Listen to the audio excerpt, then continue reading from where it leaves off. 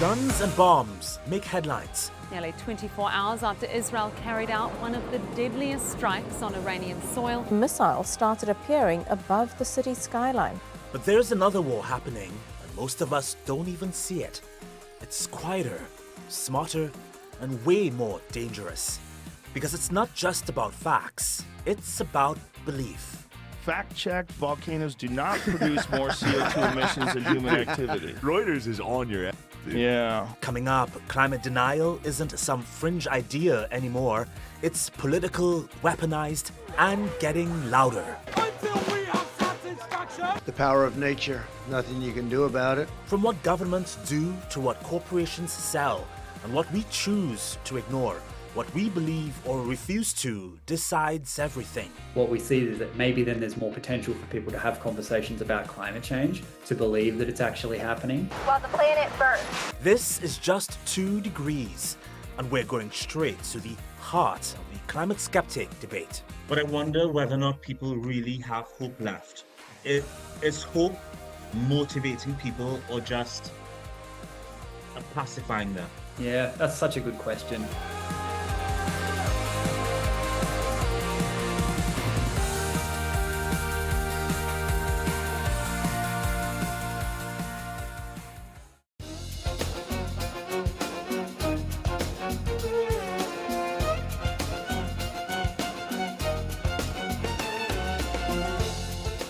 Across the world, millions of people still doubt that the way we live warms the planet, despite overwhelming scientific consensus. In some regions, denial looks like misinformation campaigns. In others, it's cultural or political resistance to climate politics. It's 2025 and climate denialism hasn't disappeared, it's evolved. From conspiracy theories to economic fear-mongering, it is a global phenomenon. There's a growing chorus of people who do not believe the planet is on fire. Some argue there's no crisis at all. Climate skeptics point to the Earth's natural cycles, like ice ages, warm spells, and sudden shifts that happened long before we started burning coal or building cities. This idea that the Earth has ever been at a stable temperature, that it stays like this, that's just not the case. It's the power of nature. Nothing you can do about it. For them, trying to phase out fossil fuels is like pulling a plug on modern life, all in the name of fear. They warn it would drive up energy prices, hurt economies, and chip away at personal freedoms. Some even say tech and car companies are being forced out of Europe and North America by aggressive environmental policies. And many people will tell you that solar and wind is some of the cheapest energy in the world. It's some of the cheapest electricity in the world. They're technically correct, but they're dramatically misleading you. Why? Because it's only cheaper when the sun is shining or the wind is blowing. When it's not, it's the most expensive form of energy in the world because you can't buy it for any amount of money. Solar and wind is not cheap when you need electricity 24/7. Real-life emergencies like the blackout that affected millions of people in Spain and Portugal in April only adds fuel to the fire. Officials blamed technical errors, but critics say there were overly ambitious clean energy policies. To them, the climate agenda is driven by hysteria and less about truth. They point to soup-throwing and road-blocking activists as proof the movement's lost the plot. Every hurricane, wildfire, and heat wave sends the climate alarmists into full-blown meltdown. But what's the actual truth? The climate is always changing. For thousands of years, records from places like the Nile River have shown us that the climate shifts constantly and randomly. This isn't evidence of a climate crisis, and it certainly doesn't mean humans are the cause. The real crisis? Living in perpetual fear of a completely fabricated apocalypse. That's why many climate skeptics say the solution isn't fear, but innovation. They do want cleaner air, just not at the cost of economic growth. And innovation is the way that we fix all global problems. Remember, we didn't fix other problems in the world by telling everyone, I'm sorry, sir, would you mind to be poorer and colder and less prosperous for decades on end to fix this problem? People are not going to say yes to that. Our climate policy should be guided by careful consideration and common sense, not by ideology, alarmism, or panic. Climate denial has been around for years. But what's new is how much louder those voices have gotten. Drill, baby, drill. And just how much sway they now have over policy and public opinion. So here's the thing, denialism isn't just a loud corner of the internet. It seems to be a carefully adapted ecosystem. And researchers at Yale University have been trying to track exactly how what we understand or believe about the climate crisis influences public and private actors to take real steps forward. And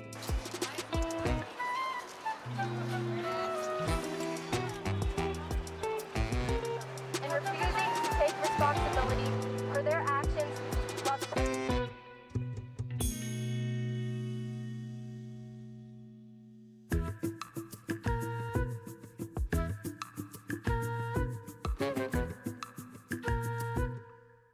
We wanted to stop them and to tell them that instead of putting 5% into NATO, they should be investing money into proper climate policy.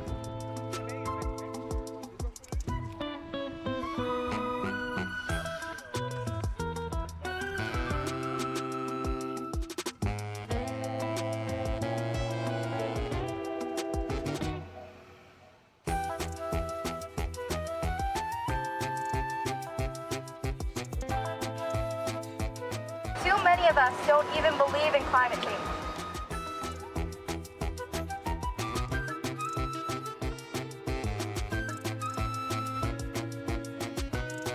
Nobody wants to cut down custom production. Nobody wants to take a pay cut.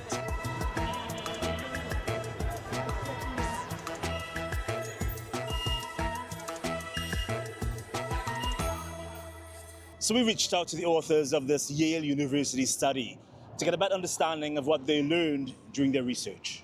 Dr. Nick, your research uncovered 6 key truths behind climate action. Which one stands out most, and why does it have the biggest impact?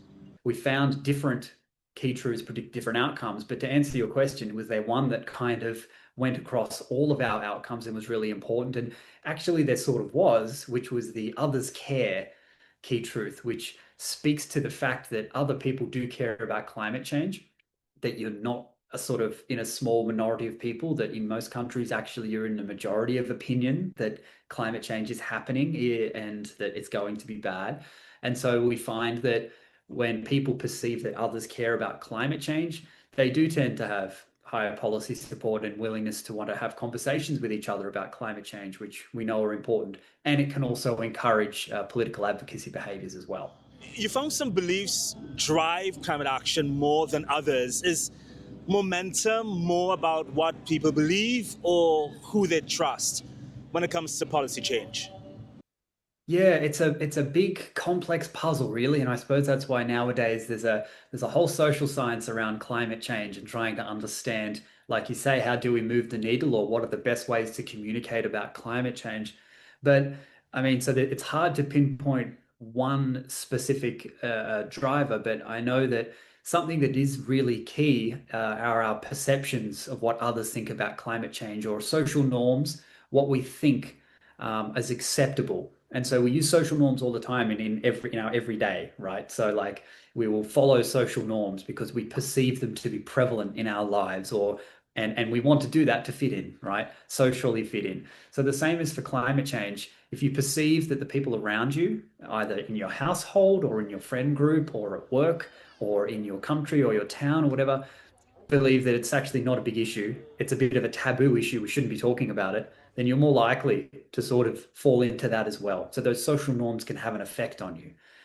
But if it's the opposite, then we find that when people believe, oh, actually climate change is a problem that's happening, people do believe it's happening, it's going to get worse, then what we see is that maybe then there's more potential for people to have conversations about climate change, to believe that it's actually happening. And when you have conversations about climate change, it can actually lead to changes in your beliefs as a result of that. It can change your belief in how much you think experts agree that climate change is happening, and that can lead to more conversations. And so, as I say, I can't really say that there's one thing that's really, really, really important above everything else, but I think social norms are really one of those key elements that I think is really important, that when tapped into correctly, could be really influential in helping people to change attitudes, or at least have conversations with each other, which we know can change attitudes further downstream. Your study says climate change is real, but denial still runs, very deep. What are the largest roadblocks to convincing people it's actually happening? You're right. Like there is still always going to be that percentage of people that outright deny climate change. What we see through our center's polling and in partnership with our university is that the amount of people that are in that dismissive category of climate change or global warming belief is pretty small, and it's tend to have gotten a bit smaller over time. And the same is true in other countries as well. And so you've sort of got to ask yourself, how important is it to address? And people will give you different answers depending on what they believe is important. But for us, our study wasn't focused so much on trying to overcome the dismissive beliefs. I say dismissive, I say people who might be dismissive of climate change completely. But that's where strategic communication can come into the game, because it has the potential to be able to speak to people who might be very dismissive of climate change, because the whole idea is thinking about the best ways to frame your messages and being able to understand, okay, well, we know social norms matter. That can be a key foundation then to saying, well, if you wanted to reach a particular group of people with a strong identity, you may find that the people in that identity group do actually care about climate change. And that could then feed into creating a message for that particular person that could be really resonant. So I'm kind of hitting on things like social identity now again. So another big piece of the puzzle, I suppose. But that can be an effective way to get through to people who might be a bit more complex to be able to chat with about climate change.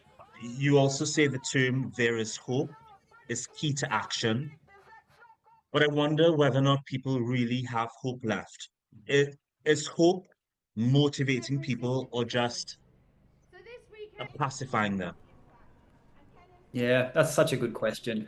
I mean, hope, like, again, this is another issue where if you talk to different people, you'll probably get different answers on the role of hope. But I know from what I've read and what I understand, I think hope is important. I think if there's no hope, then there's perhaps no drive really to do anything. If you believe that it's already out of our hands and it can't be solved, and therefore you're not hopeful, then you're probably not going to be motivated to do anything. So I think it is important, but hope itself is usually not enough.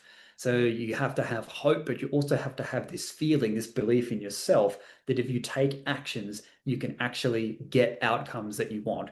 And so we call this efficacy, where people have a belief of self-efficacy, that if you do that, you can actually either do it, you can do it on your own, or you can do it with others. We'll call collective efficacy. So those beliefs actually were in our study as well.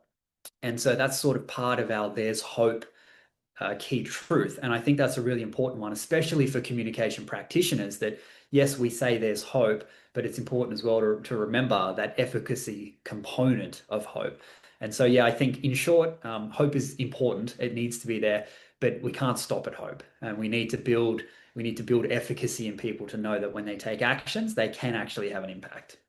Let's take a moment to notice the little things we often overlook. Tiny details that say a lot about how we live and what we value. On this episode, here's something we all see but rarely question: the expiry date.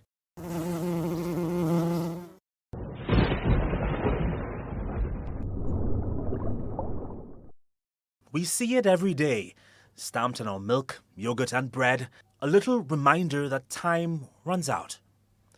The expiry date is simple but definitive. It tells us when something stops being safe, when it's no longer good, or when waiting becomes risky.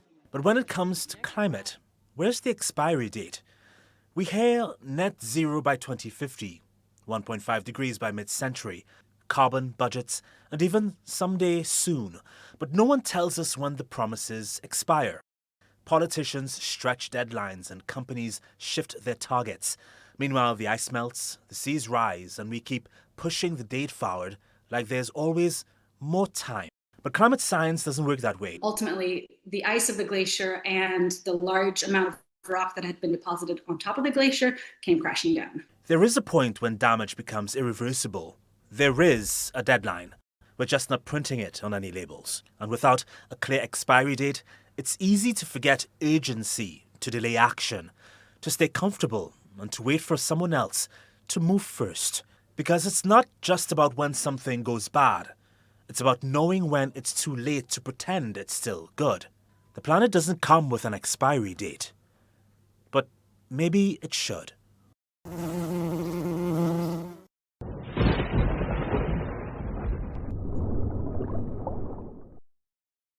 We often talk about climate change and the air we breathe or the heat we feel. And by the way, it's very hot right now, 33 degrees at this time. It should be around 3 to 5 degrees cooler. But what about our oceans? They cover most of our planet, but right now they aren't just warming, they're warning us. The oceans are heating up faster than ever. That means stronger storms, marine life on the move, and coral reefs turning ghost white from massive bleaching events. And it's not just the heat. Oceans are getting more acidic too, which makes it harder for sea creatures to survive, especially the ones at the bottom of the food chain. Add plastic pollution, overfishing, and oil spills, then you've got a system stretched to its breaking point. For years, our oceans have been quietly absorbing the damage we've done.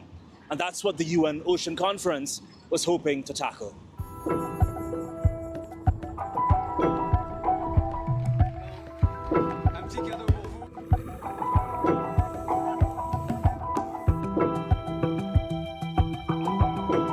As much heat as 750,000 first-generation atomic bombs exploding every single day, 365 days a year. That is why the oceans are getting so hot.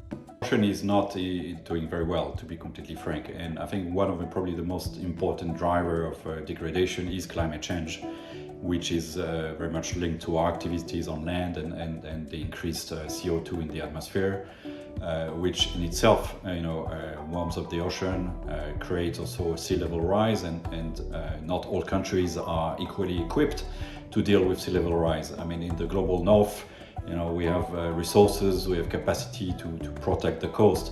In small islands, in the middle of the Pacific, there's no other options.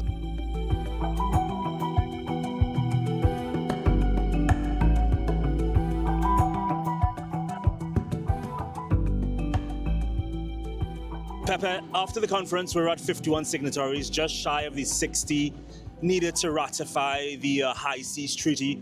But where are the major players? I mean, like the US and Russia, can this treaty really deliver without their support? The fact that a relatively small number of countries might sit outside the UN High Seas Treaty, the BBNJ Treaty or Biodiversity Beyond National Jurisdiction Treaty, is not necessarily fatal to its effectiveness.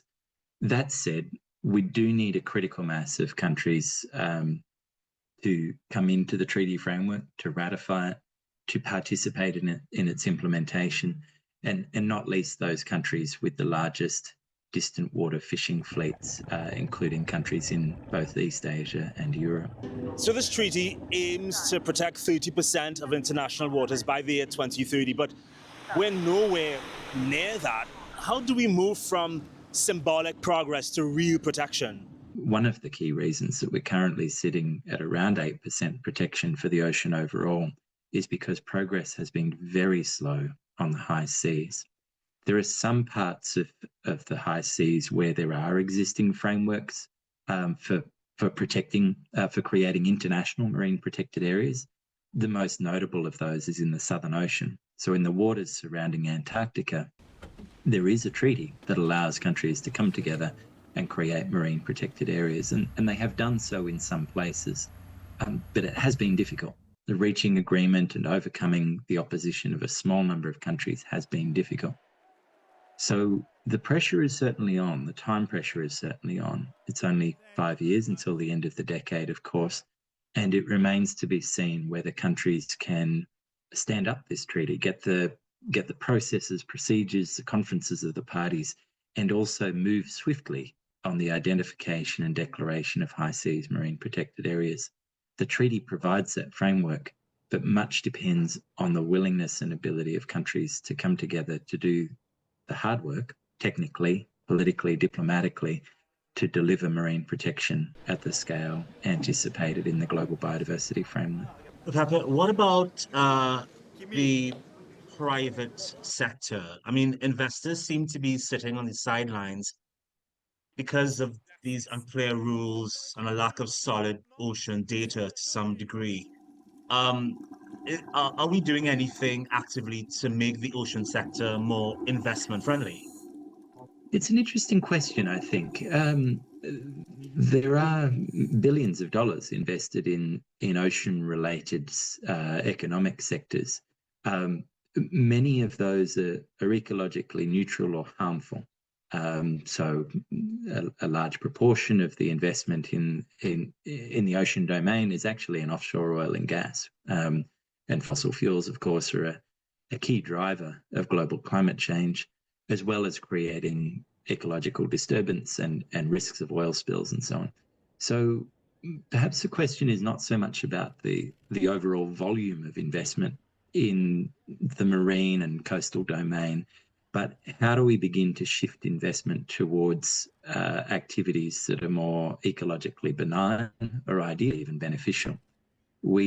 Over time, we tend to have had something of a divergence between private sector investment in ocean-related sectors, which has often been presented a set of ecological challenges: coastal development, port construction, dredging, offshore oil and gas development, overfishing, and then investment by governments and to a lesser extent by the philanthropic sector in management and protection measures. And part of the challenge for us, I think, in future is how do we perhaps shape private sector investment in ways that tend to be more benign or beneficial to the ocean environment.